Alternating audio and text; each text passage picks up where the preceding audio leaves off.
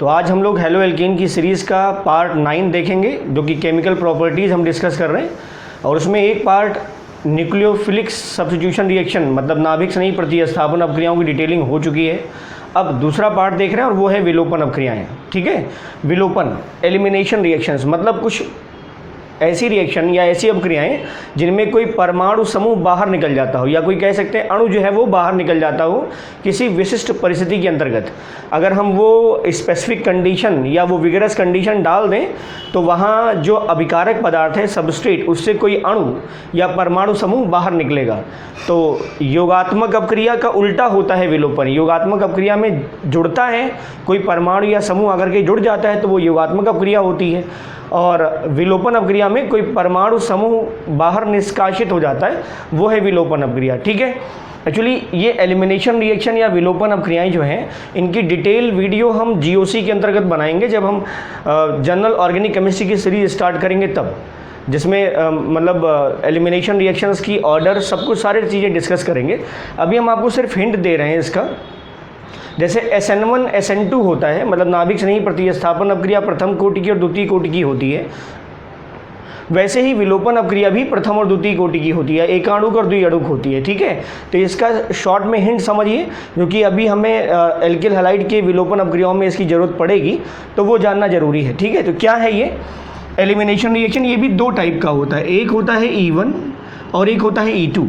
E1 मतलब होता है एलिमिनेशन रिएक्शन और ऑफ फर्स्ट ऑर्डर, मतलब एक प्रथम कोटि की विलोपन अपक्रिया, और E2 द्वितीय कोटि की विलोपन अपक्रिया। जैसे SN1 और SN2 था, तो SN1 था प्रथम कोटि की नाभिक स्नेही प्रतिस्थापन अपक्रिया और SN2 द्वितीय कोटि की नाभिक स्नेही प्रतिस्थापन अपक्रिया। सेम एज इट इज़ यहाँ E1 और E2 है। ठीक है, तो इसका शॉर्ट मैकेनिज्म थोड़ा देख लीजिए, ये बात समझ में आ जाएगी आपको कि आखिर इसका हम यूज़ कैसे करेंगे या इससे हम क्या अनुमानित कर सकते हैं प्रोडक्ट के बारे में। ठीक है, E1 रिएक्शन ये 2 स्टेप मैकेनिज़्म होती है, ये ध्यान रखेंगे। 2 स्टेप मैकेनिज़्म फॉलो करता है, मतलब 2 पद की क्रियाविधि है। ठीक है, इसमें अगर 2 पद की है तो कार्बोनियम आयन बनेगा।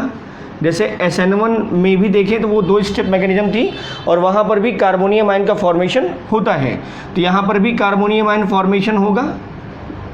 ठीक, और अगर एल्किल हैलाइड जो RX है उसकी रिएक्टिविटी का ऑर्डर देखा जाए, रिएक्टिविटी ऑर्डर, तो उसका पैटर्न सिंपल वो होता है, मतलब जो कार्बोनियम आयन ज़्यादा स्थायी होगा वो SN1 जल्दी जाएगा या वो SN1 पहले जाएगा। तो 3 डिग्री 2 डिग्री 1 डिग्री ये SN1 के लिए था। सेम एज इट इज़, क्योंकि यहाँ पर भी कार्बोनियम आयन फॉर्मेशन होता है एज ए इंटरमीडिएट, तो इसका भी जो रिएक्टिविटी ऑर्डर है वो 3 2 1 है। तो हम ये लिख सकते हैं, यहाँ पर थोड़ा सा हम और बता दें, एलिल कार्बोनियम आयन भी है तो भी बेंजिल, एक्चुअली इन दोनों की रिएक्टिविटी लगभग सेम होती है, एलिल और बेंजिल की, इन दोनों की रिएक्टिविटी लगभग सेम होती है। तो आप ऐसे कह सकते हैं आप इनको अप्रॉक्स। ठीक है, उसके बाद 3 degree alkyl halide, 2 degree alkyl halide और 1 डिग्री लास्ट में मेथिल। तो ये है reactivity pattern of alkyl halide to undergo E1 elimination. E1 order unimolecular, अर्थात विलोपन अपक्रिया प्रथम कोटि की। ठीक है बेटा, ये इसका पैटर्न है। एक चीज़ और बता दें यहाँ पर, जब ये कार्बोनियम आयन फॉर्मेशन होगा ना, तो इस केस में ज़रूरी है कि यहाँ रीअरेंजमेंट भी पॉसिबल हो सकता है, अगर ज़रूरत हो तब, हर बार नहीं। रीअरेंजमेंट मतलब पुनर्विन्यास, जो कार्बोनियम आयन है वो अपने आप को पुनर्विन्यासित भी कर सकता है अगर आवश्यकता पड़ती है तब, इसके अंतर्गत।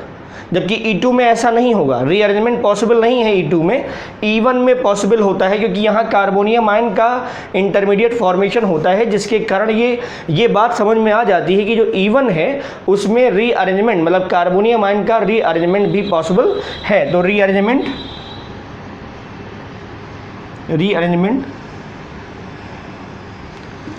Is possible due to carbonium ion formation.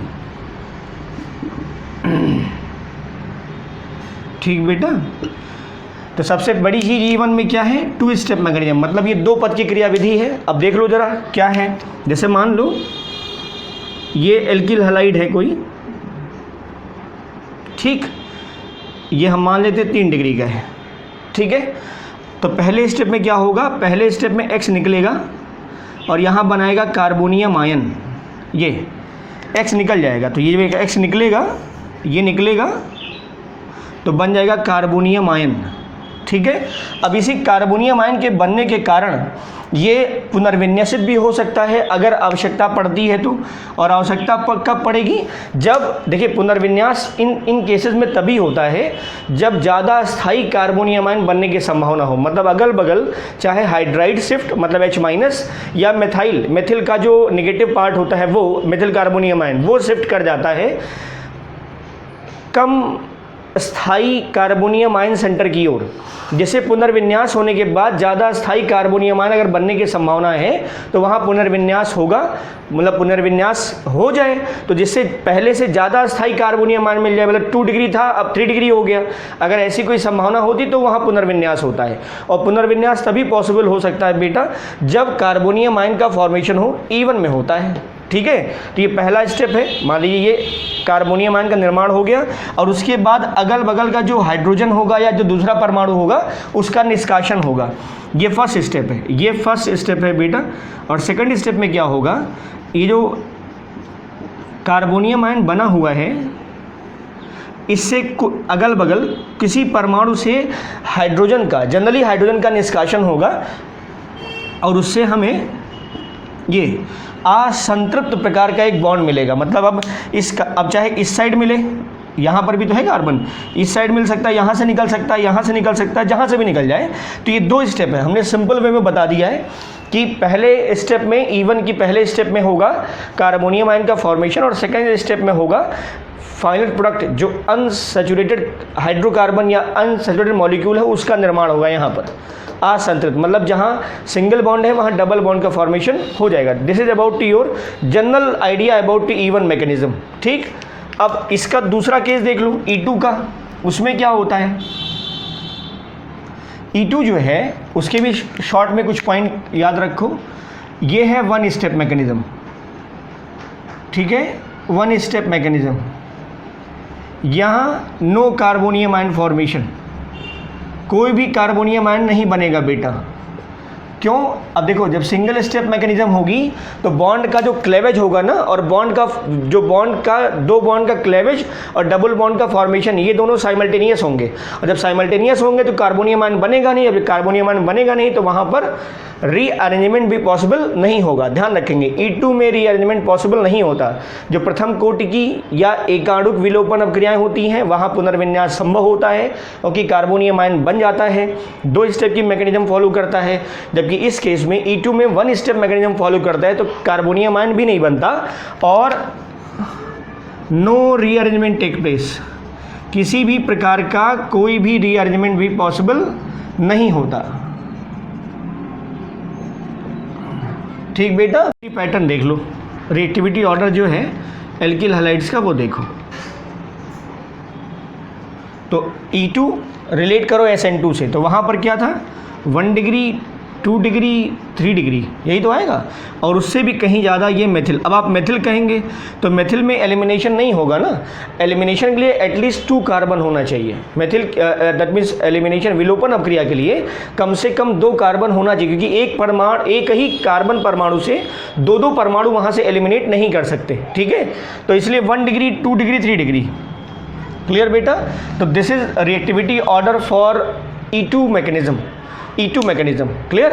अब ये विलोपन अपक्रिया जो चल रही है E1 और E2 के अंतर्गत, इसमें 2 ओरिएंटेशन है, बहुत ही महत्वपूर्ण ओरिएंटेशन है। एक है सेटजेफ, जिसको हम सेटजेफ रूल भी कहते हैं, ठीक है, सेटजेफ रूल या सेटजेफ ओरिएंटेशन, और दूसरा होता है हॉफमैन, वो हम देखेंगे, ओके। के अंतर्गत विलोपन का थोड़ा सा कॉन्सेप्ट समझ लो पहले, फिर ये रूल बता देते हैं, ठीक है। जेटसेफ या सेटजेफ रूल क्या है, या सेटजेफ ओरिएंटेशन भी कहते हैं बेटा। विलोपन का मतलब होता है अणु का निकलना, अणु या समूह का निकल जाना किसी कार्बनिक अणु से जो दिया गया है विशिष्ट परिस्थितियों में। ये विलोपन अपने आप नहीं हो जाएगा जब तक आप वो कंडीशन नहीं एस्टिमेट कराएंगे रिएक्शंस में, तब तक वो अपक्रिया होगी नहीं, ठीक है। तो अगर मान लीजिए जैसे ये है RCH2CH2X, अगर इस अभिकारक की क्रिया हम करा दें एल्कोहलीय KOH के साथ, एल्कोहलीय KOH, ठीक है, मतलब KOH को हमने एल्कोहल में मिक्स कर रखा हुआ है, तो एल्कोहलिक OH क्या करता है, ये X- और X- के बाद यहाँ से हाइड्रोजन, अब देखो यहाँ से सिंपल है ये X- अगर निकलेगा तो कार्बोनियम आयन बनेगा और यहाँ से H निकल जाएगा, तो हम मिलेगा क्या हमें उत्पाद के रूप में RCH डबल बॉन्ड CH2, और ये जो X- इस K+ से रिएक्शन करके बनाएगा KX, और यहाँ से जो H+ निकलेगा यहाँ से OH- ये बना देगा H2O। यहाँ से K+ X- KX हो गया, ये OH- ये प्लस ये माइनस, तो OH- यहाँ से निकलने वाले H+ के साथ क्रिया करके बना देगा H2O, ये मिल गया हमें एल्कीन। तो ये सामान्य क्या है, विलोपन अपक्रिया है। क्या है बेटा, विलोपन अपक्रिया, निकल जाना, विलुप्त हो जाना, निष्कासित हो जाना, ठीक है, ये इसके अंतर्गत आ रहा है। अब प्रॉब्लम ये आती है यहाँ पर कि हमने कंडीशन लगाई, वो तो एक अलग हिस्सा हो गई, कंडीशन हम कौन से लगाएंगे, कब लगाएंगे, कौन सा निकलेगा, वो एक अलग तरीके से बात करेंगे अभी आप समझो कि विलोपन अपक्रिया है क्या, महत्वपूर्ण क्या है, विलोपन अपक्रिया क्या है। तो अणु का निष्कासित हो जाना सबस्ट्रेट से, मतलब कोई अभिकारक अणु है, उन्होंने कुछ परिस्थितियां ऐसी पैदा की जहां से अभिकारक, जो मूल अभिकारक अणु है उससे परमाणु समूह बाहर निकल गया, और परमाणु समूह जब भी बाहर निकलेगा, ये ध्यान रखिएगा, अनसैचुरेशन उत्पन्न होगा या अनसैचुरेशन बढ़ेगा, मतलब सिंगल बॉन्ड से डबल बॉन्ड आ जाएगा, और अगर डबल बॉन्ड है तो वहाँ ट्रिपल बॉन्ड भी आ सकता है अगर विलोपन अपक्रिया हो रही है तब। इसीलिए कहा जाता है ना, विलोपन अपक्रिया योगात्मक अपक्रिया का व्युत्क्रम होता है। योग अपक्रिया तब होगी जब अनसैचुरेशन होगा या असंतृप्तता होगी, तो अगर ट्रिपल बॉन्ड है तो डबल बनेगा, डबल है तो सिंगल बनेगा, तभी योग होगा, मतलब ट्रिपल से डबल, डबल से सिंगल, ये योग होता है। और अगर निष्कासन हो रहा है तो अगर सिंगल बॉन्ड है डबल बन सकता है, डबल बॉन्ड है तो ट्रिपल बॉन्ड भी बन सकता है। तो विलोपन और निष्कासन एक दूसरे के उलट अपक्रियाएं हैं विलोपन अपक्रिया में। अब इसके अंतर्गत तो ये कंडीशन हो गई कि यहाँ से X निकला, यहाँ से H+ निकला। कैसे, देखो पहले स्टेप में क्या हुआ होगा, वैसे ये 1 डिग्री एल्किल हैलाइड है, ध्यान रखिएगा, तो यहाँ पर निष्कासन और विलोपन दोनों एक साथ हुआ होगा, लेकिन हम आपको कंडीशन बता देते हैं कि ये निकला होगा X-, तो ये आया होगा कार्बोनियम आयन। अब ये जो हाइड्रोजन है, CH2 वाला, ये दोनों घटना एक साथ हुई हैं। ये जो हाइड्रोजन है, यहाँ से हाइड्रोजन निकल गया और ये वाला बॉन्ड यहाँ शिफ्ट कर गया। तो अब देखो यहाँ से X-, ऐसे समझो, यहाँ से X- निकला, और ये इस X- निकलने के बाद इस पर आ रहा होगा प्लस, अर्थात कार्बोनियम आयन, और उस कार्बोनियम आयन के बगल में जो कार्बन था वहाँ से एक हाइड्रोजन निष्कासित हो गया H+ के फॉर्म में। तो इसका जो कार्बन और हाइड्रोजन के बीच का सिग्मा बॉन्ड है, ये डबल बॉन्ड यहाँ से ट्रांसफर हो गया, तो यहाँ क्या बन गया, डबल बॉन्ड। तो उत्पाद में हमें क्या मिला, R, ये CH, और यहाँ सिंगल था डबल आ गया, और ये हो गया CH2। तो ये उत्पाद हो गया। क्लियर, यही है विलोपन अपक्रिया का बेसिक थीम, या कह सकते हैं रिएक्शंस का मेन जो हिस्सा है वो यही है। क्लियर। अब आ जाते हैं कुछ ऐसे एल्किल हैलाइड पर जहां पर हमें ये कंफर्म ना हो पाए कि देखिए हैलोजन अगर हम निकाल रहे हैं, अगर हम एल्किल हैलाइड के चैप्टर की बात करें तो सिर्फ हम एल्किल हैलाइड में एक्स की बात कर रहे हैं, तो अगर आप एक्स निकाल दें तो एक्स निकालने के बाद कार्बन पर आएगा धनावेश। अब उस धनावेशित कार्बन के अगल बगल हाइड्रोजन परमाणुओं की संख्याओं में अगर अंतर है तब हम हाइड्रोजन निकालें कहाँ, तब हम हाइड्रोजन कहाँ से निकालें, तो ये प्रॉब्लम हो जाएगी ना वहाँ। तो उसी कुछ और एग्जाम्पल, जैसे मान लो ये है CH3 CH2 CH CH3 और ये हो गया X, ठीक बेटा। अब ये 2 हेलो ब्यूटेन है, दूसरे नंबर 1 2 3 4 यहीं से तो काउंट करोगे, X जिधर से नज़दीक पड़ेगा गिनती उधर से करेंगे, तो 1 2 3 4, तो 2 हेलो, Cl होगा तो क्लोरो ब्रोमो आइडो फ्लोर, इस तरह से, ठीक है। तो 2 हेलो ब्यूटेन हो गया। क्लियर। अब यहाँ से जब आप X निकाल दोगे, X निकाल दो, प्लस आ गया ना, 2 डिग्री का है ये, 2 डिग्री का है कार्बोनियम आयन, 2 डिग्री का एल्किल हैलाइड भी था, जो हमने रिएक्शन लिया था, रिएक्टेंट लिया था वो 2 डिग्री का ही एल्किल हैलाइड था, और एक कार्बोनियम आयन में 2 डिग्री का है। तो अब यहाँ से H निकाला जाए या यहाँ से H निकाला जाए, तो ये डाउट तो पैदा होगा ना। इसी डाउट को ठीक करने के लिए या इसी को कंफर्म करने के लिए सज्जफ ने कुछ रूल दिए आफ्टर ढेर सारे एनालिसिस और एक्सपेरिमेंट के बाद। तो ये रूल क्या कहता है कि अगर कोई असम्मित एल्किल हैलाइड या एल्कोहल है, उससे अब एल्किल हैलाइड लोगे तो HX की बात करेंगे हम, और अगर एल्कोहल लेंगे बेटा तो H2O की बात करेंगे, ठीक है। तो अभी हमारा सिर्फ फोकस होगा HX पर। सज्जफ रूल इस एल्कोहल पे भी अप्लाइड होता है और HX पे भी अप्लाइड होता है, मतलब हाइड्रोजन हैलाइड पे भी अप्लाइड होता है, तो एल्किल हैलाइड पे अप्लाई होता है। इसलिए अभी बात करेंगे हम सिर्फ और सिर्फ HX की। तो HX का निष्कासन होने पर अगर हम देखें तो X माइनस निकलेगा, X माइनस या OH माइनस के निकलने के पश्चात जो धनावेशित कार्बन होगा उसके अगल बगल उस कार्बन परमाणु से H प्लस का निष्कासन होगा जिस पर पहले से हाइड्रोजन परमाणुओं की संख्या कम होती है। बात समझ रहे हैं? एल्किल हैलाइड है और वो एल्किल हैलाइड असम्मित है। असम्मित का मतलब जिस कार्बन से हैलोजन लगा है उसके अगल बगल कार्बन परमाणुओं से जुड़े हाइड्रोजन परमाणुओं की संख्याओं में अंतर है, या जिस कार्बन से हैलोजन लगा है उसके अगल बगल कार्बन परमाणुओं की संख्या या उसके विन्यास में भिन्नता है। कार्बन परमाणुओं की संख्या या उसके विन्यास में भिन्नता, अगर इस टाइप का एल्किल हैलाइड है तो उसे हम कहेंगे असममित एल्किल हैलाइड। ठीक बेटा, असम्मित एल्किल हैलाइड। जैसे ये जो एग्जाम्पल था वो असम्मित का ही है, ये जो एग्जाम्पल है वो असम्मित का ही है। ठीक है, तो X माइनस के निकलने के पश्चात अगल बगल उस कार्बन परमाणु से हाइड्रोजन का निष्कासन होगा जिस पर पहले से हाइड्रोजन परमाणुओं की संख्या कम होती है। ये कह रहा है सब्जेक्ट ओरिएंटेशन। ठीक, अब तो आप बता सकते हैं कि हाइड्रोजन यहाँ से निकलेगा, यहाँ से निकलेगा, यहाँ 3 है, यहाँ 2 है, कहाँ से? यहाँ से। तो यहाँ से हाइड्रोजन निकाल दो, समझ गए? अब आप यहाँ से हाइड्रोजन निकाल दो। अब देखो क्या होगा, ये बन जाएगा CH3 और जब हाइड्रोजन निकलेगा तो यहाँ बन जाएगा CH और यहाँ आ जाएगा डबल बॉन्ड फिर CH और ये हो गया CH3। तो प्रोडक्ट क्या बन गया? Butane. This is major product. तो क्या इधर से नहीं निकलता? नहीं निकलता है, लेकिन मेजर प्रोडक्ट क्या है? जैसे मार्कोनी में आपने देखा था ना कि एडिशन दोनों तरफ होता है, लेकिन मुख्य उत्पाद वो होता है जहाँ हाइड्रोजन परमाणुओं की संख्या कम होती है, जाके X माइनस वहीं जुड़ेगा मार्कोनी में। सेम एज ये बनता है और ये भी बनता है, लेकिन मुख्य उत्पाद हमारा होता है, जैसे यहाँ से हाइड्रोजन निकालो डबल बॉन्ड यहाँ आएगा, यहाँ से हाइड्रोजन निकालो डबल बॉन्ड यहाँ आएगा। तो यहाँ से हमने निकाला तो मेजर ये है माइनर, और ये है क्या? ये है ब्यूटेन। क्या है बेटा? ब्यूटेन। क्लियर है इतना? तो ये सब्जेक्ट के कुछ एग्जाम्पल देखो एक एक करके। अब एग्जाम्पल देखते हैं, ठीक है। अब जैसे ये है 1 ब्रोमोप्रोपेन, सिंपल है कि यहाँ से Br निकलेगा, इस पर प्लस आएगा और अल्टीमेटली यहाँ से H निकल जाएगा। तो यहाँ से Br और यहाँ से H, डबल बॉन्ड इस पहले और दूसरे कार्बन के बीच में आएगा। एल्कोहलिक KOH है बेटा, तो ये हो जाएगा CH3 CH double bond CH2 plus KBr plus H2O। Clear? अगर ये जलीय होता तो ये Br की जगह पर केवल आ जाता OH। तो यहाँ था 1 ब्रोमोप्रोपेन, अगर जलीय KOH होता तो बन जाता 1 प्रोपवनॉल या प्रोपेनॉल 1, मतलब एल्कोहल बन जाता।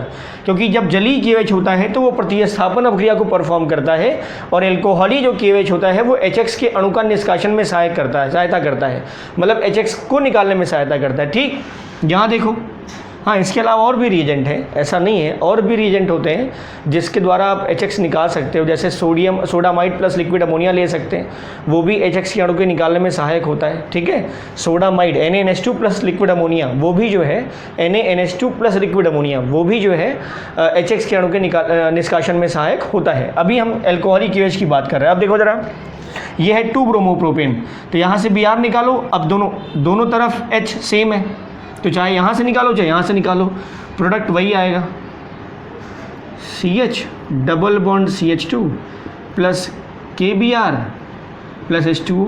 तो ये क्या हो गया? प्रोपीन। और ये भी क्या है बेटा? प्रोपीन। तो ये भी प्रोपीन, ये भी प्रोपीन। क्लियर? अब ये एस्पेक्ट देखो जरा, ये है 2 ब्रोमोब्यूटेन। ब्यूटेन 4 कार्बन है ना। अब अगर इसका रिएक्शन हम जो प्रबल क्षार है, जैसे KOH, क्लियर, NaOH, KOH या NaOH, और एल्कोहल लिया हुआ है हमने ETOH, C2H5OH, एथिल अल्कोहल को C2H5OH या ETOH के रूप में भी लिखते हैं। तो रिएक्शन सिंपल, Br यहाँ से सजफ धनावेशित कार्बन अगल बगल वहाँ से निकलेगा, जहाँ हाइड्रोजन कम है तो यहाँ से निकल जाएगा। तो उत्पाद बनेगा क्या? CH3 CH double bond CH CH3 plus KBr और प्लस H2O। ये बन गया बेटा ब्यूटेन। ठीक, अब एक हिस्सा हम और दिखा रहे हैं आपको इसी रिएक्टेंट का।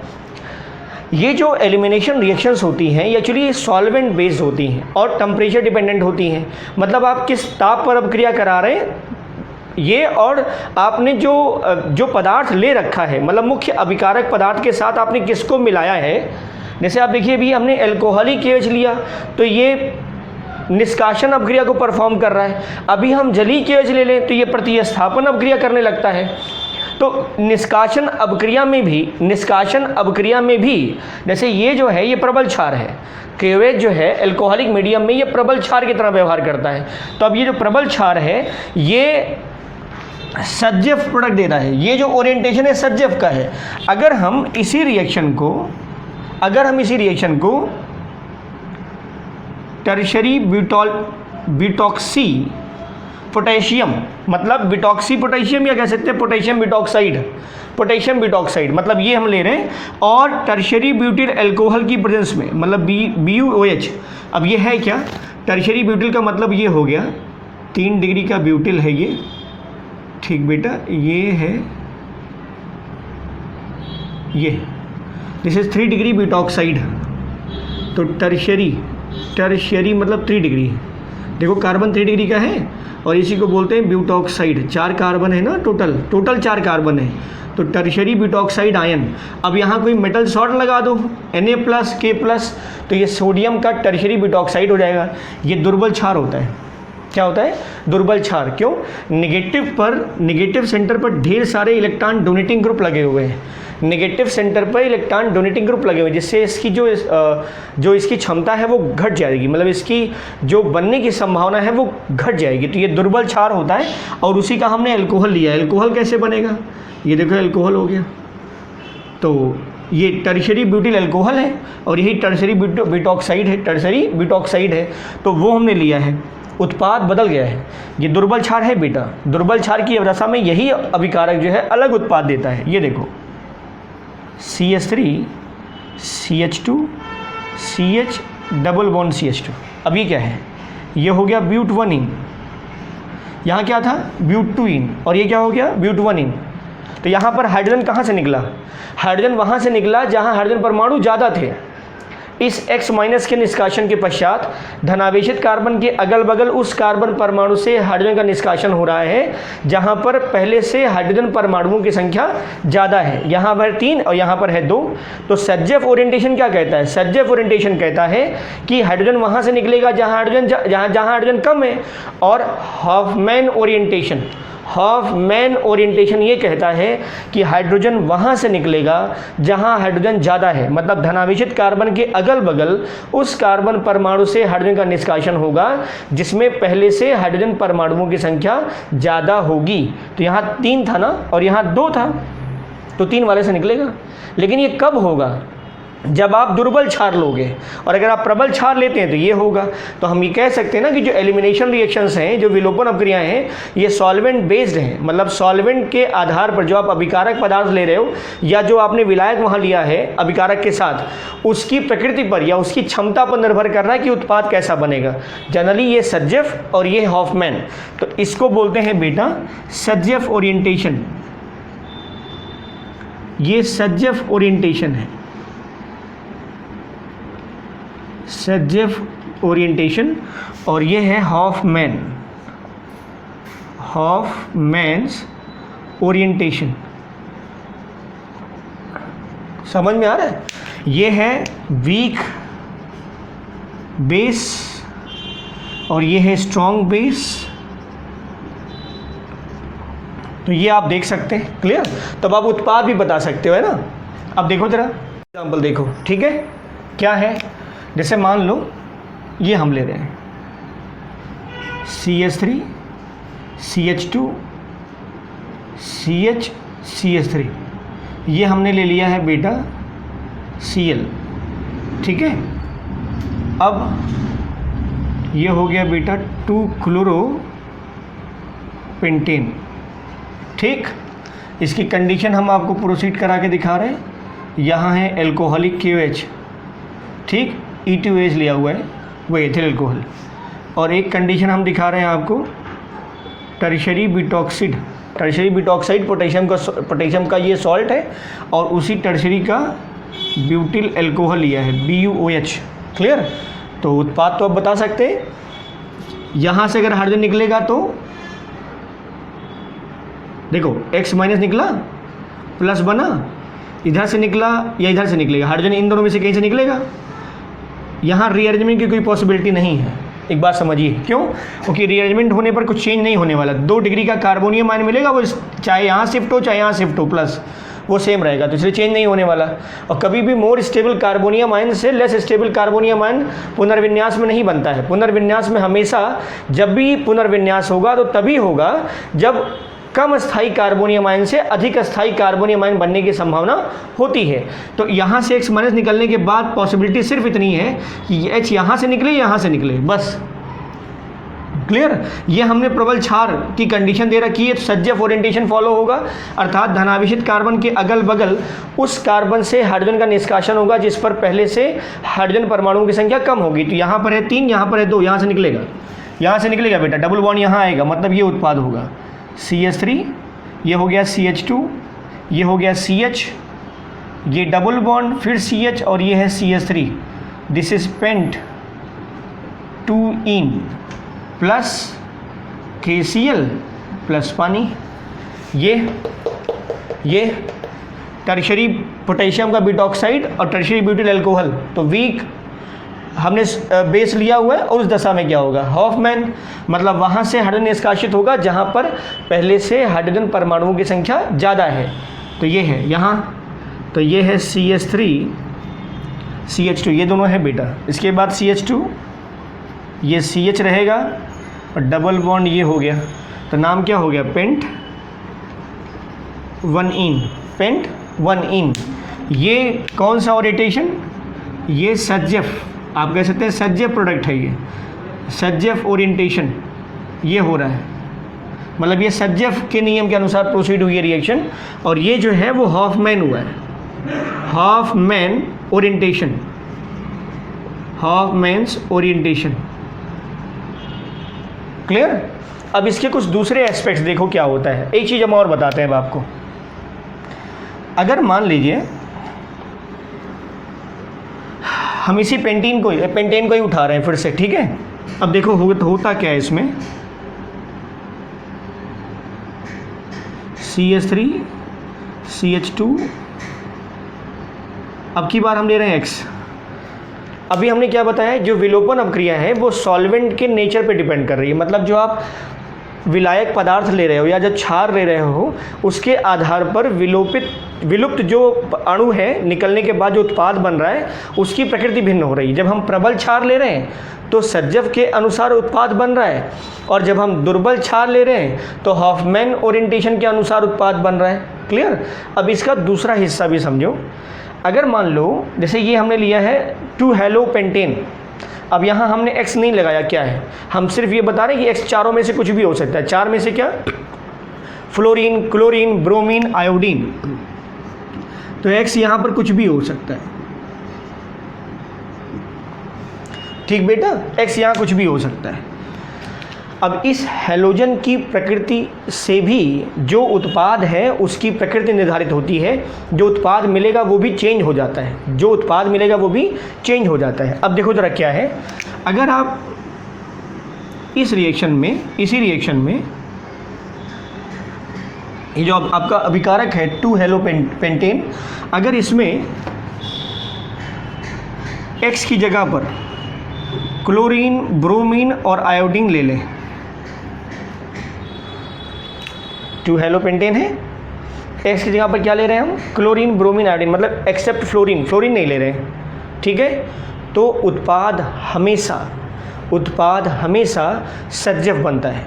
अब ध्यान रखना, यहाँ क्षार लिया है, उत्पाद हमेशा क्या बनेगा? सज्जफ, मतलब सज्जफ के अकॉर्डिंग, मतलब H यहाँ से निकलेगा, मतलब उत्पाद जो है वो यही बनेगा, ये CH3 CH2 CH double bond CH CH3, ठीक? ये हमने लिया है KOH एल्कोहल। क्लियर? ये समझ में आ रही बात? अब इसका दूसरा हिस्सा देखो, यहाँ पर भी हम ले रहे हैं KOH ETOH, थोड़ा चेंज हम कर रहे हैं, ध्यान देना ये है, लेकिन अब की बार हम हैलोजन चेंज कर रहे हैं। हैलोजन के कारण या हैलोजन की प्रकृति के कारण भी उत्पाद प्रभावित होता है। हैलोजन की प्रकृति में परिवर्तन होने के कारण भी उत्पाद प्रभावित होता है। अब देखो ज़रा यहाँ क्या बनेगा, अगर यहाँ पर इस केस में अगर यहाँ पर हम फ्लोरीन ले लें, फ्लोरीन X बराबर F, इस केस में बेटा सिर्फ यही ले लें तो जानते हैं उत्पाद CH3 CH2 CH2 CH double bond CH2 मतलब पेंट 1 इन, और ये क्या था पेंट 2 इन। क्लियर। अब ये क्या है, अब देखो सॉल्वेंट हमने सेम लिया है लेकिन X चेंज होने पर X हमने जब क्लोरीन ब्रोमीन आयोडीन लिया तो उत्पाद यही बन रहा है, उत्पाद यही बन रहा है, यही मेजर है, यही मेजर प्रोडक्ट है, यही मेजर प्रोडक्ट है। ठीक, लेकिन अगर हम X की जगह पर फ्लोरीन ले लें तो ये मेजर हो जाता है, ये मेजर हो जाता है, उसी दशा में ये मेजर हो जाता है। अगर हम X के स्थान पे क्या ले लें फ्लोरीन, तो विलोपन अपक्रिया में सॉल्वेंट या कह सकते हैं क्षार की प्रबलता भी निर्धारित कर रही है उत्पाद के बनने पर। दूसरा जो हैलोजन लगा हुआ है उस परमाणु की विद्युत ऋणात्मकता भी प्रभावित कर रही है उत्पाद को, विद्युत ऋणात्मकता भी प्रभावित कर रही है। फ्लोरीन इलेक्ट्रॉन सबसे ज़्यादा क्लोरीन ब्रोमीन आयोडीन। अब इसका रीज़न जो है ना, इसका रीज़न थोड़ा एक्सप्लेनेशन बड़ा है, ये इसको बनेट नाम है वैज्ञानिक का जिन्होंने एक्सप्लेन किया है इसके बारे में, बनेट है ना। बनेट का विजिबल ट्रांजिशन स्टेट थ्योरी है जिसके आधार पर हम इनकी एक्सप्लेनेशन देते हैं। ठीक है, हम आपको सिर्फ हिंट दे देते हैं। ये जो कार्बन और हाइड्रोजन है ना, carbon hydrogen C bond H, इसकी बॉन्ड एनर्जी अगर आप देखेंगे तो 104 किलो कैलोरी प्रति मोल होता है, 104 किलो कैलोरी प्रति मोल होता है। C बॉन्ड F अगर आप देखें तो 108 किलो कैलोरी प्रति मोल होता है। ठीक है, और यहीं पर CCl अगर आप देखें तो ये लगभग 100 किलो कैलोरी प्रति मोल होता है। 100 क्या, ये लगभग 84 के करीब होता है। और CBr अगर आप देखें तो ये 76 किलो कैलोरी प्रति मोल होता है। और CI अगर आप देखें तो ये 56 किलो कैलोरी प्रति मोल होता है। ये तो साफ दिख रहा होगा ना कि CI बॉन्ड सबसे पहले टूटेगा, CBr उससे बाद में टूटेगा और CCl उससे बाद में टूटेगा, लेकिन फ्लोरीन सबसे लास्ट में टूटेगा। CF बंध की सक्रियता सबसे कम है। तो होता क्या है, जब ये तीनों लगे होते हैं क्लोरीन ब्रोमीन आयोडीन, तो इनका डिसोसिएशन C बॉन्ड H के पहले हो जाता है, C बॉन्ड H के पहले हो जाता है। 104 है ना ये, और इन तीनों का 104 से कम है। तो अगर ये तीनों में से कोई एक प्रेजेंट हो और CH प्रेजेंट हो तो पहले कौन टूटेगा, ये टूटेंगे, फिर बाद में ये टूटेगा क्योंकि निकल रहा है HX यहाँ से। और अगर मान लीजिए CH के साथ साथ CF लगाओ तो कौन टूटेगा, ये CH पहले टूटेगा और ये CF बाद में टूटेगा, मतलब H पहले निकल जाएगा और F बाद में। इसलिए एल्कीन का जो नेचर है वो बदल जाता है। इस केस में एल्कीन का नेचर बदल जाता है अगर फ्लोरीन लगा हुआ है हैलोजन के स्थान पर तब। क्लियर। तो ये सिंपल था जिसमें हम कंपैरेटिव स्टडी कर सकते थे। ये सज्जव प्रोडक्ट है और ये हॉफमैन, ये सज्जव प्रोडक्ट है, सज्जव प्रोडक्ट हम बोल रहे हैं, और इससे बोल रहे हैं बेटा HF हॉफमैन प्रोडक्ट। क्लियर। एक दो एक्सेप्शनल केसेस और देख लो इसके। ये प्रोडक्ट फिर से देखो, रिएक्टेंट इसका थोड़ा अलग है। 2 डिग्री का एल्किल हैलाइड है बेटा, कार्बन इधर भी कार्बन इधर भी कार्बन, 2 डिग्री कार्बन उसे डाउ हाइड्रोजन तो 2 डिग्री का हो गया। अब गिनती यहाँ से करो 1 2 3 4, तो 3,3 डाई मेथिल, और ब्रोमीन आगे तो आगे कर दो 2 ब्रोमो, तो 2 ब्रोमो 3,3 डाई मेथिल, और कितने कार्बन का रूट जाएगा, 4 कार्बन का, 1 2 3 और 4। अब 1 2 3 4 1 2 3 4 कहीं से भी जाओ। ठीक बेटा, तो ये हमने रिएक्टेंट लिया हुआ है। एल्कोहलिक KOH का रिएक्शन करा रहे हैं, उत्पाद क्या बन रहा है,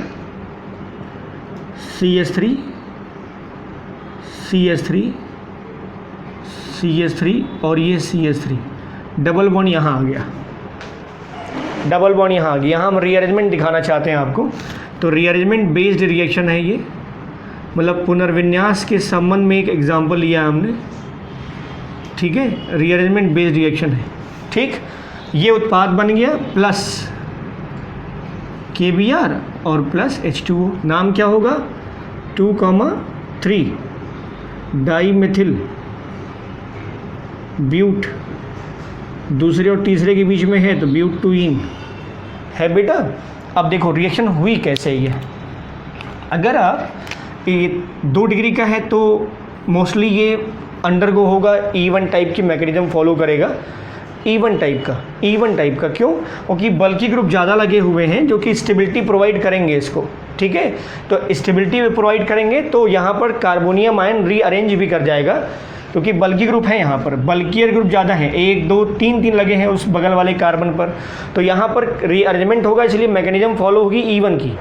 2 स्टेप होता है E1, तो E1 फॉलो होगा। देखो ज़रा पहले क्या होगा यहाँ, ये है CH3, ये हो गया H, ये Br और ये CH3। पहली कंडीशन में क्या होगा, Br माइनस निकलेगा जिससे कार्बन पे आएगा प्लस, तो ये निकल गया, कार्बन पे क्या आया प्लस, अर्थात कार्बोनियम आयन बन गया, तो ये हो गया CH3 और ये है HCH3, ये है बेटा कार्बोनियम आयन। कितने डिग्री का, this is 2 degree carbonium ion, 2 degree carbonium ion. अब यहाँ पॉसिबिलिटी है कि रीअरेंजमेंट हो जाए। हमने अभी इसके पहले भी कहा था आपसे कि रीअरेंजमेंट या पुनर्विन्यास तभी होगा जब कम स्थायी कार्बोनियम आयन से अधिक स्थायी कार्बोनियम आयन बनने की संभावना हो। यहाँ ये संभावना है। अब देखिए ये पूरा का पूरा मिथाइल ग्रुप इधर शिफ्ट कर जाए, अगर ये पूरा, इन तीनों में से कोई भी ये पूरा मिथाइल इधर शिफ्ट कर जाए तो क्या हो सकता है, देखो ये 3 है, ये भी 3 है, देखो शिफ्ट हो गया CH3, ये CH3 HCH3 और ये हो गया CH3, प्लस यहाँ आ गया ना, प्लस यहाँ आ गया। इस कार्बन पर इधर भी कार्बन, इधर भी कार्बन, इधर भी कार्बन, ये क्या है 3 डिग्री कार्बोनियम आयन। और ये क्या था, 2 डिग्री कार्बोनियम आयन। ज़्यादा स्थायी कौन सा है, 2 degree 3 degree. 2 degree is more stable then 1 degree and 2 degree is less stable then 3 degree. तो 3 डिग्री ज़्यादा स्थायी, दिस इज मोर स्टेबल, तो इसलिए यहाँ रीअरेंजमेंट होगा। अब उसके बाद इस धनावेशित कार्बन के अगल बगल सज्जफ लगा दीजिए। सज्जफ कैसे, इस धनावेशित कार्बन के अगल बगल उस कार्बन परमाणु से हाइड्रोजन का निष्कासन होगा जिस पर पहले से हाइड्रोजन परमाणु संख्या कम होगी। इस कार्बन के अगल बगल, यहाँ देखो 3, यहाँ पर 3 और यहाँ पर इस कार्बन के पास 1 हाइड्रोजन, तो यहीं से निकाल दो। तो अगली बार क्या हो जाएगा, उत्पाद बनेगा ये CH3 CH3, ये हो गया HCH3, ये हो गया बेटा CH3। देखो शिफ्टिंग, ये प्लस चार्ज है इस पर, ठीक। तो धनावेशित कार्बन के बगल वाला कार्बन अल्फा कार्बन कहलाता है, उससे जुड़ा हाइड्रोजन भी क्या कहलाता है, अल्फा हाइड्रोजन। उसका सिग्मा बॉन्ड भी अल्फा सिग्मा बॉन्ड, तो ये निकला, ये बॉन्ड यहाँ ट्रांसफ़र हुआ, ये H प्लस निकला, ये बॉन्ड यहाँ ट्रांसफ़र हुआ। देखो H प्लस इलेक्ट्रॉन छोड़ के निकल रहा है, ये बॉन्ड यहाँ ट्रांसफ़र हो गया, क्या बना CH3 CCH3, यहाँ हो गया डबल बॉन्ड, ये CH3, ये, ठीक है। तो ये मैकेनिज्म कौन सी फॉलो हो रही थी, E1 टाइप की। कौन सी बेटा, E1 टाइप की। क्लियर। 1-2 एग्जाम्पल और देख लो। ये थोड़ा लाइन स्ट्रक्चर हमने इस्तेमाल किया है, CH3 CH3 CH2 CH3, ये CH3 है, ये CH2 है, ये C है, चारों वैलेंसी दिख रही ना, यहाँ C है, यहाँ CH3, ये CH3 और ये Br। तो गिनती कहाँ से करोगे, इधर से 1 2 3 4, तो 2 bromo 2 methyl butane, 2 bromo 2 methyl, 1 2 3 4 हो गया। अब KOH के साथ रिएक्शन कराओ, KOH के साथ सज्जफ, टर्शियरी ब्यूटॉक्सी के साथ हॉफमैन ओरिएंटेशन। अब देखो यहाँ से अगर X माइनस निकालोगे तो कार्बन पे आएगा प्लस, इसके अगल बगल यहाँ CH3 है, यहाँ CH2 है। तो अगर हम सज्जफ फॉलो कर रहे हैं तो इस CH2 वाले से कार्बन से हाइड्रोजन निकलेगा, तो डबल बॉन्ड यहाँ आएगा, आएगा।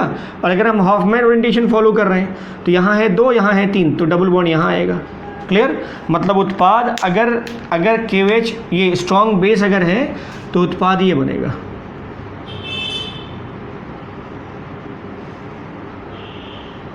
This is 2-methyl but 2-ene plus KBr plus H2। ठीक है? अगर ये मीडियम लिया हुआ है हमने तो H यहाँ से निकलेगा, तब देखो प्रोडक्ट ये बनेगा। तो गिनती यहाँ से 1 2 3 4, तो ये 2-methyl ब्यूट 1-ene। क्लियर है? ऐसा नहीं कि दूसरा उत्पाद नहीं बनता है, लेकिन मेजर और माइनर की बात आती है। यहाँ पर ये भी बनता है, और अगर हम इसके बाय प्रोडक्ट को हटा दें थोड़ी देर के लिए तो यहाँ पर उत्पाद ये भी बनता है, लेकिन यहाँ ये माइनर है, ये मेजर है। यहाँ ये माइनर है, ये मेजर है बेटा, ठीक, और ये माइनर है। मतलब ये मुख्य उत्पाद है, ये गौण उत्पाद है। लगभग 69% होता है और ये अप्रॉक्सीमेटली 31% होता है।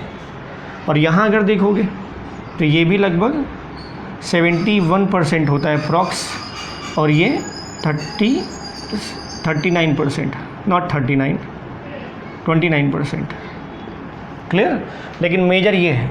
तो मुख्य उत्पाद की बात करते हैं, माइनर प्रोडक्ट की बात तो कर सकते हैं, लेकिन जब कहीं मेन प्रोडक्ट में आ जाए कि नहीं उत्पाद क्या बनेगा, तो उसी के अनुसार हम बात करेंगे जैसा हमें रूल कहता है, या जैसा हमें रूल का एक्सपेरिमेंट, मतलब जो कंडीशन है और उसके अकॉर्डिंग जो रूल फॉलो हो रहा है उसी को। तो ये सज्जफ प्रोडक्ट और ये हॉफमैन ओरिएंटेशन के अनुसार बना हुआ प्रोडक्ट। तो this is major in this case, this is major in this case. Clear? तो this is about to your Saytzeff orientation and Hofmann orientation. तो ये विलोपन अपक्रिया के अंतर्गत था, जिसमें E1 E2 का शॉर्ट बताया था, और उसके बाद उसके कुछ दो यूज रूल, जिसे सज्जफ नियम भी कहते हैं, और दूसरा है हॉफमैन नियम। हॉफमैन नियम जो कि दुर्बल क्षार की उपस्थिति में अप्लाइड होता है। ठीक है? तो stay tuned. Thank you for watching.